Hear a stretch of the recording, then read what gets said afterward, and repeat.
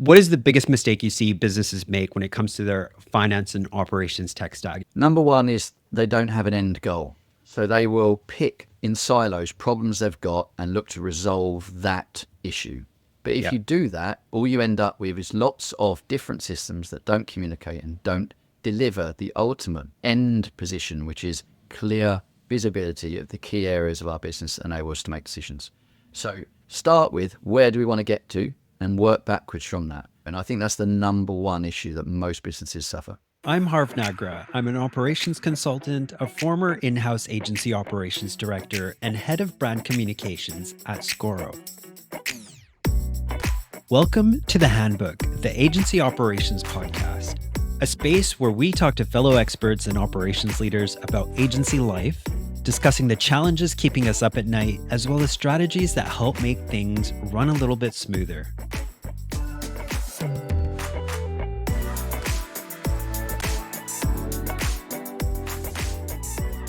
Hey all, welcome back to the podcast. I've supported and spoken to a number of agencies over the years, and I've seen it all when it comes to tech stacks. There's the early stage optimism tech stack, 10 people, 20 tools, and everything duct taped together with goodwill and a Google Sheet. Then you've got the we've grown, but nothing's changed tech stack, where quoting happens in Excel, project management is in people's notebooks, and reporting is done by squinting at the bank balance. And on the other end, there's the we've invested in a big platform, but kind of hate it tech stack, where the tool exists, but the team's still building workarounds in Notion and Smartsheet because they don't trust it or they never implemented it properly. These businesses are all different sizes, but the pattern's the same. The tools don't talk to each other, the data's a mess, and leadership ends up flying blind. That's why I wanted to bring on today's guest, Ryan Pearcy. He's the founder of Digital Transformers, a chartered accountant, and a self-proclaimed super geek. Ryan spent nearly 15 years helping service-based businesses clean up their systems, bringing finance, tech, and process together so leaders can actually make decisions based on reality. Essentially, he and his team work on digital transformation projects that allow their clients to work faster and smarter. So in this episode, we're going to try something a little different. I'm going to walk Ryan through 3 agency stories that are quite similar to things I've seen or experienced myself. And I'm going to ask Ryan to unpack what's going wrong, what they need to fix, and where they should focus first. I'm calling it the tragic tale of 3 tangled tech stacks. Let's get into it. Ryan, welcome to the podcast. Thank you so much for being here. Thank you for having me. So we're going to be troubleshooting some tech stacks today. That's what I wanted to get your support on. But a few questions before we start. There's literally thousands and thousands of tools and platforms out there. There's new stuff for businesses popping up every week. Based on your experience, is there a sweet spot in terms of the number of platforms a service-based business might want to use to run their finance, their operations, and their project management? Or is a more important thing to think about how well the platforms integrate? So what are your thoughts on that? I would say the latter is more critical. So it's all about sharing data, building what we now refer to as a modern ERP, a small system that will be connected via secure APIs and allow you to essentially enter information only once when that information goes to where it's needed. Now, the volume is critical. So the volume of apps, the amount of apps you're working in, but only really if you've got people that need to be in each individual app, because you don't want to overload them. If it's segregating what people work in, so you've got one app for approvals, and that's the only thing they need to go into it for approvals, then that's much better than having to go into 3 different apps for different areas for approvals. So it's thinking about where are members of my team interacting and what's the impact on them rather than the total number of apps in the stack. Where do you stand on the idea of experimentation? Because there's so much out there, there might be a temptation to see like the hottest thing somebody's talking about and give it a go. What's your view? Is that okay and good to do? Or do you just need to keep an eye on experience for your team in terms of complexity? Magpie syndrome is definitely a problem. What does that mean? Everyone's looking for the next shiny object, right? We get drawn in because it's got a useful tool or feature that we've not seen before. And we're like, oh, that looks interesting. And that is helpful to some extent because we like to be curious, and you can only improve and adapt if you are curious. You don't want to be stagnated and stay in one place, because if you shut everything off, then you will become outdated over time. But the number one thing that businesses don't do is really hone in to maximize the software they've got. They tend to go, this isn't working for me, I'm going to jump ship, rather than going, this isn't working for me, what can I do to change it? And how does that compare to what's out there? And that's what should be the main focus. Really, really good point. So you support businesses with their tech needs, assessing what they do need and troubleshooting it and helping them integrate and all that kind of stuff. What are the biggest red flags you see that should be a wake-up call to a business that they need to tighten things up and it's not working optimally? So firstly, are you getting the information you need to drive your business forward, or are you literally working on gut feel? If in today's world you're working on gut feel, then you're at a massive disadvantage to the competitors that you're trying to outbid or win work from. So you need to be, I guess, honing your systems to deliver the data you need. And the way we work, if you always go, okay, as the leaders in a business, what is it that are the strategic points that enable you to make key decisions? And then we work backwards to ensure the tech stack is delivering on that. Do you think businesses are often good at recognizing there's an issue, or do you think they need a bit of a reality check and things starting to really creak and people starting to moan before they recognize there's problems? So I think a lot of times with this area, the business owner or the key people like the board, strategic decision makers, are aware they're not getting the information they need. The more problematic areas, they don't know what's possible. And so they need to talk to specialists to slightly just be made aware, like what is it we can do? What is possible in this day and age? They hear buzzwords like AI. They know they need better data. Everything's data driven, but they don't know if it's actually applicable to their business and how they operate. So it's not, they don't know what the problem is. It's that they don't know how to fix it, or actually is this problem just something that we have to live with? There's AI and then there's also automation. That's another term you hear a lot. But then if you haven't seen how that really works and comes together, then it doesn't really mean much. You just have a very vague idea, right? So this is what I'm going to do. I'm going to paint you a picture of 3 real life agency tech stacks. And then I'd love to get your help in both debugging them and highlighting the risks. Okay. So let's paint you a picture of agency A. This is a 20-person agency that's running on gut feel more than structure. I'd say they're at a maturity level 1. They price their work in Harvest, but there's no formal pricing model, just copying old quotes from one another and tweaking the numbers. For project resourcing, they're using Google Sheets, and it's a bit of a free-for-all where their project managers can just throw in a number for what resource they need and how long the next week. They're tracking time in Harvest, but it's super inconsistent and most people don't do it. Project management is all over the place. Some people are using the Notes app on their computer. Some are using Asana. Some people are using their paper notebook. They're sending invoices through Harvest, but nothing syncs with their accounting platform. And for business reporting, it's mostly just hoping that you have more money coming in than going out. And at end of year, there's a bit of a freak out when you kind of look back and realize you weren't as profitable as you hoped you would be. Okay, so that's kind of the scenario. Where do you even start with a business like this, really? Well, ironically, this is very similar to a business I've worked with. So, I mean, hopefully this is something I can comment on. But you've got a number of issues here. So firstly, Harvest is a really good entry level tool. It enables you to do a lot of the basics. You can get some good visibility, but it sounds like they're not firstly using that tool to its maximum. They've got inconsistency in process, and they're not able, or definitely not holding their staff to account in how they operate. So a big problem that they're experiencing is around people and process rather than tech at the start. Looks like they've got disparate systems that can be connected, because Harvest can connect into finance systems. So that may be that they need to look at their finance system. Is that something they need to connect into Harvest to streamline some of the processes beyond just, I guess, their operational tool being Harvest in this case? But if you're then getting into resource management, what is a massive pain point for a lot of businesses and really hard to align is if you're looking at trying to manage resource in a different tool to that you are doing your budgeting, quoting, and job or project profitability reporting in, then trying to align those is a huge burden on people, because every time something changes in one, you have to manually go and update it in the other.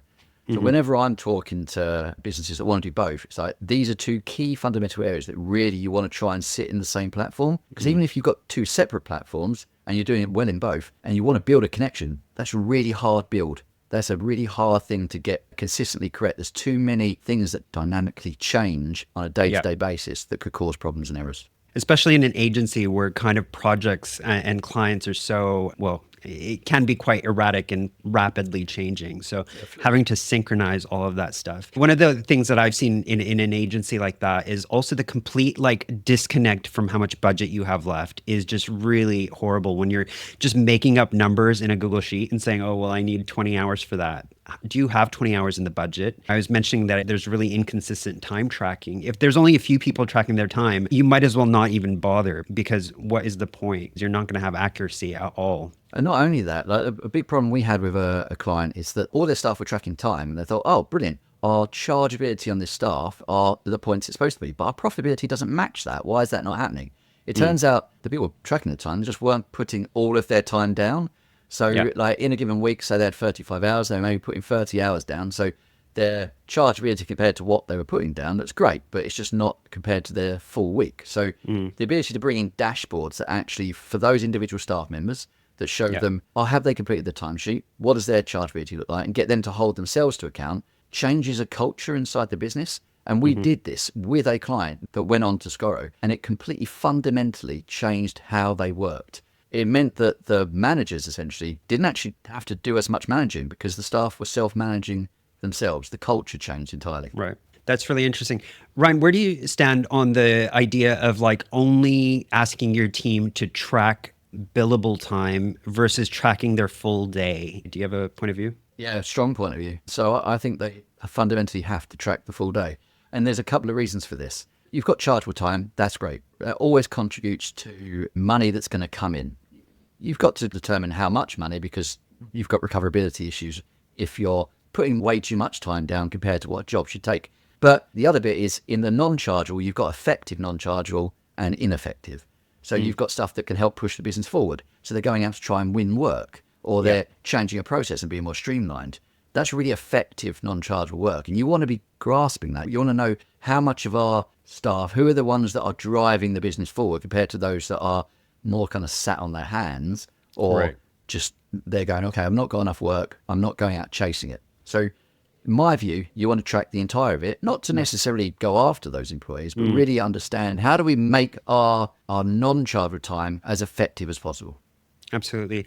I think as an operations director, when I was managing in that role in an agency, my issue with not tracking the full day also was that it makes it really hard to know if someone's just been like lazy with not logging everything, or if that was genuinely everything they worked on.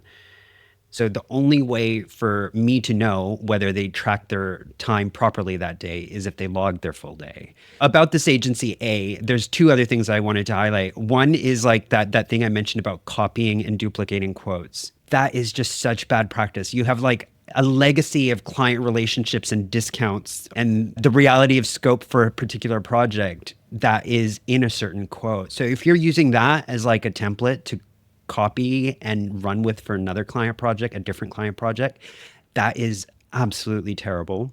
That was the first thing. And the second thing was what you were saying about workflows. A priority for an agency like this is really maturing their ways of working and consolidating that before they even try to improve their systems and stuff like that. But I think really getting a good handle on that is just something they need to do. A lot of it is a lack of visibility of it. So as you grow, when you're, I guess, a small business, you see everything that's going on. But as you start getting 10, 15, up to 20 employees, you start losing track of what's being done. So something that we always do before we get in close to recommending any changes, we process map out. So the business owners, the strategic decision makers can see exactly what's happening by who at what stages. And then the amount of times they go, oh, wow, we've got full reliance on this one individual for a critical point. If that person's not around, everything stops. We've got to resolve that. And that's nothing to do with system. That's just refining actually how they operate. And that is fundamental that businesses should be 100% all over. All right, let's talk about agency B. So this is a 100-person business that is doing a lot of things right that I quite admire. But I'd say they're at like a 2.5 on the maturity scale. Not quite at that level 3 milestone, which means they have really consistent and documented ways of working and really, more importantly, really tightly knit systems in place.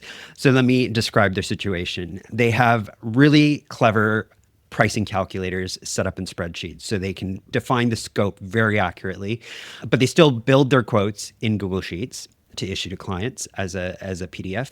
They separately track deals in Pipedrive, which is a CRM platform, if anyone didn't know that. Resourcing and time tracking happens in Avasa. Timesheet reports are exported from Avasa, and then budgets are they try to reconcile budgets in Google Sheets, where they have to remember to add expenses and purchases. Project management happens in Asana. They're using a Pipedrive pipeline stage as a reminder to invoice. So they've set up an invoicing stage, okay, as a reminder that they need to invoice something, but it's a manual process to check what's left to bill. Obviously, a CRM system and a sales funnel is not set up to track how much you have left to invoice and all that kind of stuff. And then sales activity is tracked in terms of reporting. Sales activity is tracked in Pipedrive, and they're doing a really, really good job and kind of analyzing what their pipeline's looking like. Project tracking, like I said, is in Google Sheets, and financial reporting is also this spreadsheet puzzle that takes place with weekly meetings and a lot of kind of sit downs with project managers, account managers, and the finance team. What are the issues? I mean, this sounds very much typical of a post-COVID business where they've gone, we need to pivot a lot into cloud-based systems that allows us to work more flexibly, but they've just had to make some quick decisions on something. And there's no overall IT strategy. Where are we going? What is the ultimate goals here? So you've got some really good tools in place, some market-leading tools in place, but they're just not connected. So everything is like disparate, everything is being shared manually, and you become very spreadsheet heavy. The other thing I would say is that I think you're optimistic with a 2.5 there. I'm giving that a 2, a solid 2 based on my experience, because you're creating so many problems along the way, and you're also prioritizing certain tasks in the wrong system. So for example, CRM Pipedrive is perfect up to the point you're going to be winning work, and then it needs to hand over. It needs to hand over into a system that is managing those projects to the point of invoicing, and then you've got another area which is taking over the reporting. And that's where you connect the systems in secure APIs with trigger points. So those stages where you said about, now I've got a stage in Pipedrive for invoicing. As soon as it gets to the point of we're now quoting, that's actually moving the data into another system. The brilliant thing about the likes of Scoria is the marketplace where you can connect tools together. You can still do best of breed, but it hands over the data into the relevant system when you need to. Finally on this, the reporting side, sometimes you do have to report in Excel. Yeah. But if you're doing quotes in Excel, building them out, unless they are really complex, you should be moving that into very advanced quoting systems now. And if you do have to do Excel, then at least connect that into like a Zapier tool that pushes the data into systems such as Scoria. So you're not having to retype it. You've got a little bit of smart engineering there that goes, okay, we've now created a quote. We know like what it's going to be. It's going to be accepted. Let's get the data into the project management system automatically. Yeah. I totally agree. But I do think there's probably a lot of complexity in mapping a spreadsheet to a system as well. So it's probably better off just using a system for that. I think a couple of things that I wanted to highlight about this case is downloading timesheet reports from one system and trying to reconcile in a spreadsheet. Like nobody wants to do that, first of all. And obviously you're not going to be doing that on a daily basis. So it gets done every 2 weeks. And in that amount of time, you could have overburned on all your deliverables, right? And the other thing this agency was saying to me is that they don't know if their project managers remember to add all the expenses and purchases into the spreadsheet as well. So there's a big mystery about whether everything is being tracked. I think you already said, but using a pipeline stage to remind yourself of what needs to be invoiced is just like, it's just not on. Yeah, it's nuts. And I think for an agency that's 100 people, they've waited way too long to build a better integrated system or bring in an integrated system is what I'd say is like, well, why? You say that, but what I'd say is if they've got to 100 people and they're making money, and which I'll assume, they're at that level, think about the efficiency gains and the profit you can get just by tweaking how you operate. I mean, that's where a business at that stage say, if we're still successful at this point, God, we can be so much better just by refining what we do. I think that's why I gave them a 2.5, because they had some really interesting things happening, like these calculators and processes that were not automated. But then it was just in terms of systems, it was quite immature. Here's agency C. We've got a 60-person multi-entity business. Okay, they've got entities in different countries, and they have a PSA platform in place, which is great, but they're not using it to its full potential. Okay. So some teams are using templates for quoting, but others are doing that copy paste trick. They don't like the PSA's project resourcing features. So they're building project plans in Smartsheet instead. They track time and expenses in the PSA for their projects and invoice through it, but still do manual financial reconciliation in spreadsheets and using a tool like Fathom, since they're multi-entity and they need a central place to look at all their entities. That's all I'll say about them. So they've got a PSA platform, but not using all of the functionality. And there's obviously some things that they don't like about what they see either. Yeah, and you can understand that. There's, in a business that's, I guess, of that size, you're now getting critical people that are heads of teams. So you can have a head of operations, a head of finance, and they're going to have very different requirements and desires out of a system. And there's always sacrifice that has to be made somewhere. Because if you go for best of breed in every single area, the problem you're going to have is they're all going to be disparate and you're creating more problems overall. The other bit, and I've got a question to you on this, is that they're in different jurisdictions here, but are their teams collaborating across those different jurisdictions? They do share resources in terms of design and development, sometimes project management as well. Yeah. And so that now is a very niche thing that needs to be resolved. Lots of systems can handle project management and project reporting, etc. But to enable collaboration, effective collaboration across multi-entities creates a problem, because the data now needs to go into separate legal entities from a finance perspective. So you need multiple connections, which a lot of systems don't do. So you need a rare, like a unicorn tool here that basically allows you to collaborate across multiple jurisdictions. That is fundamental, I think, when you're looking at cross-country or cross-entity. They can be in the same country, but different legal entities. So that's going to be what narrows down what you need to use. And that should be a deciding factor over many other areas, because the sharing resource element, the tracking of that and the rebilling of that and the recharging across multiple entities cause a massive headache, a huge admin burden, which will lead to things being lost and margin being deteriorated if you don't use a tool that can grow across multiple entities. So that's my number one point. Other elements, by the sounds of it, is if they're not utilizing the tool effectively, or they've got this big problem with the resourcing, how fundamental is it? Is it something where you can be in discussion with that tool that you're currently using to go, well, what's your pipeline look like? How long until you, I guess, adapt this into things that we'll need? Because sometimes it's much better to work with who you know and what you know than jump ship into the unknown. So find out the gaps you're missing, have a good dynamic conversation with the software provider you've got before exploring anything else further. I also want to flag that I don't have an issue if somebody really thinks that for a really particular thing like project management, they want to use Asana because they just have to create a load of tickets, and the PSA system, for example, doesn't support that or something like that, or it just gets really complex.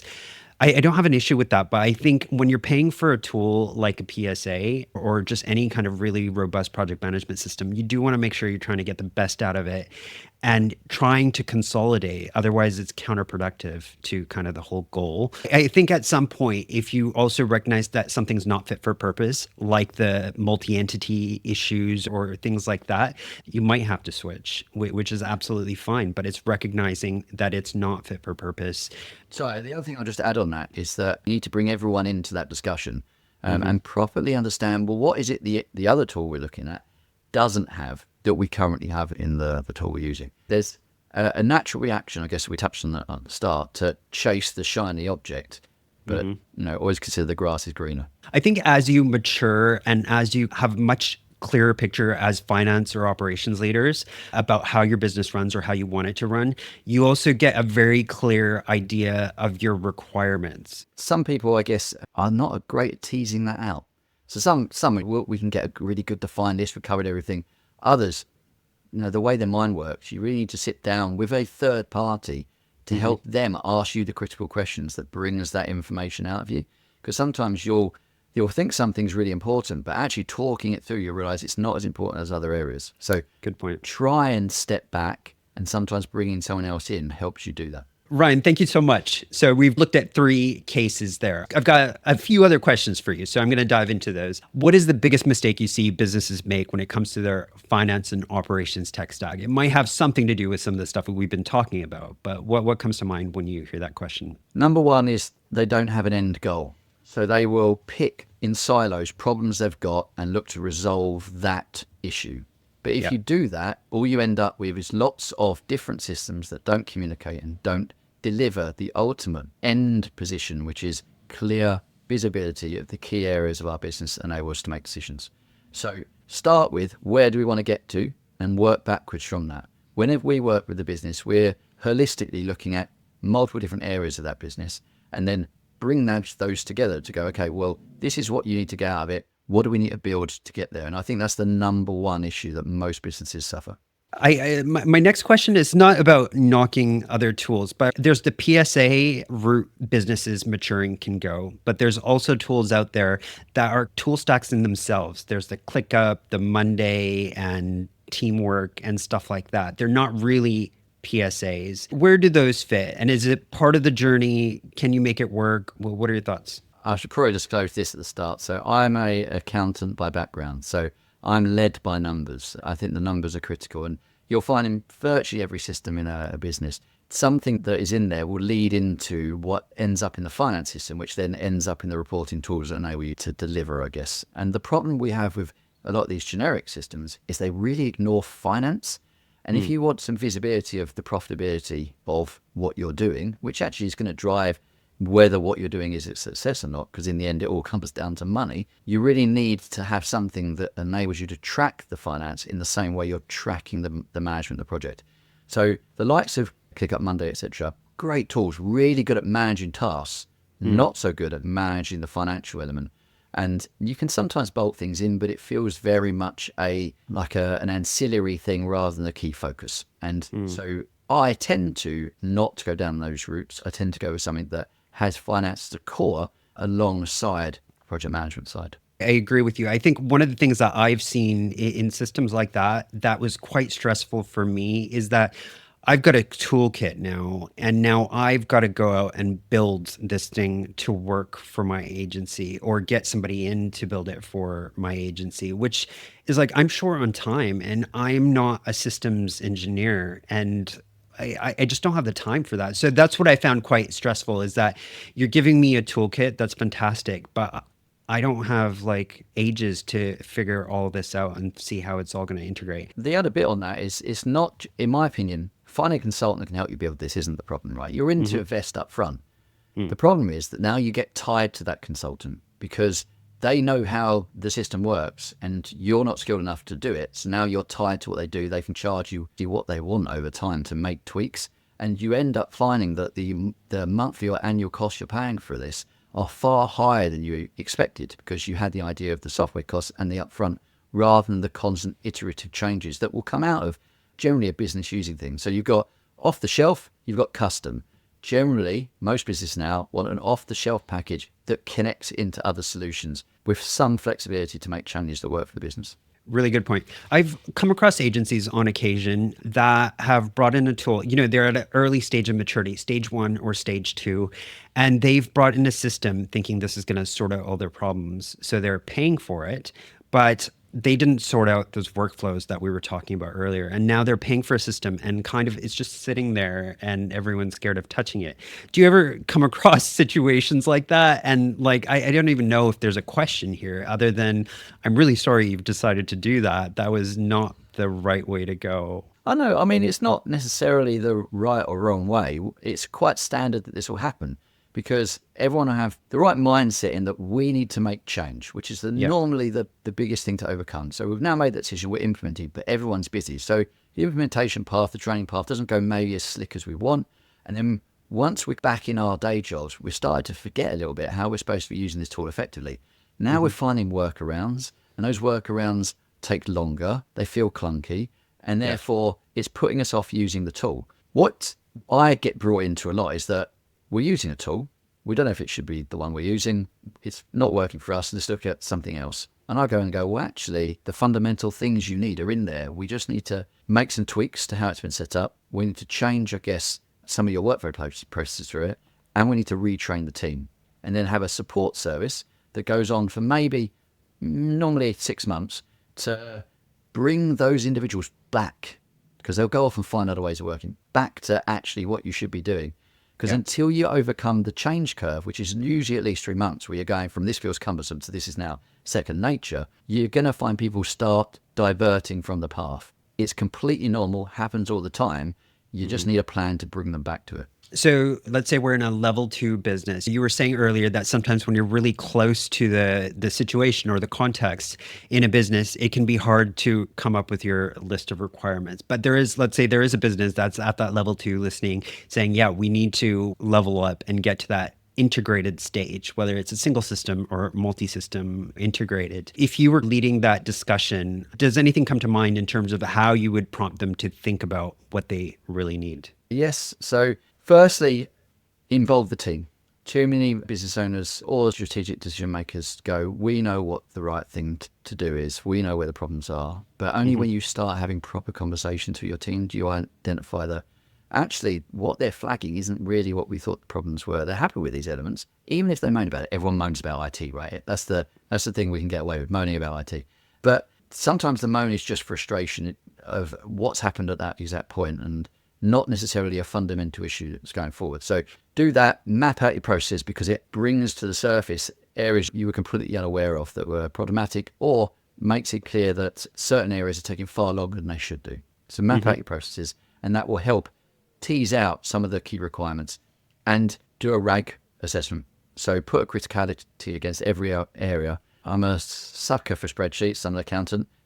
The minimum thing, stick in the spreadsheet and put some visualization to it. It really helps refine what you need to focus on. I think the next challenge sometimes is that when somebody has identified what they need, they might not have the headspace or the resource to actually implement something properly or figure out the workflow. Is that where your team, for example, can come in, or someone like yourselves, to help support in that kind of process? And how does that work? Yeah, so I guess if I go a step back slightly, when you're, identifying what you need, what I'm saying is you've identified the pain points, not the solution. As you said earlier, you've got thousands of options out there, and each one connects into different systems in different ways. So take an example, we've got Jira that integrates into Harvest. Great. But that integration is a completely different integration to how Score integrates into Xero, because they operate in different ways, they share data in different ways, and you can't just take that it integrates as a definition of, now we can share every bit of data we need to share. At that point, talk to someone. There's so many people, including us, that just have a complementary discussion to help you identify, have you got the skill set internally to do this yourself and identify the right tools? Or do you need to bring someone in to help you pick out what is the right flow? When we do it, we map out your existing processes, we map out what the process will look like in the tools that we are saying are probably the best fit for you, and then you can visually compare the two. And now when you transition, you know how you need to work, because you can bring people back to the actual process steps that they should be adhering to. So if they do start pivoting and start diverting from the path, you know how to bring them back to it. So in terms of kind of the scenarios I described earlier, that's kind of a real example of how your team could go in and start debugging and understanding needs and stuff like that, and helping them build the right tech stack. And do you support with training and that kind of stuff as well? Yeah, it's all system dependent. So as you said, thousands of systems. We know quite a lot of them out there. But if we don't know it, I guess we've built up a network of very experienced people that we can pull on to implement, train, and support on the systems that we're in. And it's not always, independent consultants. It could be the software vendors that have a really good team for doing that, but wouldn't necessarily understand the overarching ultimate goal. So they go, well, this is the way you need to set it out for your business. Great. But actually, you might need some tweaks in that enable you to do the next step in the next system. So we sit above all the various systems and work out how they should work together and bring the business and the software vendors and the consultants together to go, you need to adhere to this overall strategy. Excellent. So Ryan, if somebody's listening and thinking that I could use that kind of support, how do they find yourself and start a discussion? So easiest way to find me is on LinkedIn. I've got a very recognizable head, as everyone says. So so look for Ryan Pearcy on LinkedIn, add me and drop me a message. Always happy to have a chat. The website is www.digital-transformers.co.uk. And we've got information on there on how to reach out as well. Amazing. Well, thank you so much for your time today. Really appreciate you being here. It's been a pleasure. Thank you. All right. What did you think? I mean, if some of that felt a little too close to home with the situation in your agency, it's not meant to cause offense. The point is to highlight that how these workflows can hinder the efficiency accuracy and visibility in your agency and end up being roadblocks in your journey to operational maturity. I've been on the ground in agencies working in those ways, so I know how tedious it can be for project managers, as well as finance and operations leaders who are trying to understand how the business is doing. I do hope some of Ryan's advice there at the end was helpful. And do reach out to him if you think you want to change the way you're working or bring in a new system, but recognize you could get some support with that process. I'm trying a new thing here. If you have any questions for Ryan that you'd like me to post to him in a follow-up, drop me a note at podcast@scoro.com. That's it for me this week. If you've enjoyed this conversation and this podcast, please share it with someone who'd appreciate it. Share your thoughts when you see us discussing this episode on LinkedIn. And if you haven't already, sign up for the handbook newsletter at scoro.com/podcast. Scroll down and you'll find the newsletter sign up form.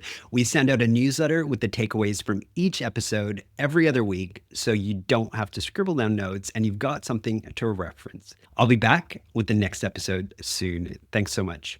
This podcast is brought to you by Scoro, a platform designed for agencies and consultancies, which allows you to manage your projects, finances, and resources, all from one system. This is a platform I brought in at a previous workplace, which completely transformed the way we worked, and which I've recommended to clients of my own. You can sign up for a free trial on scoro.com. That's SCORO.com. Or reach out to me, Harv Nagra, on LinkedIn if you'd like to hear about some of my experiences.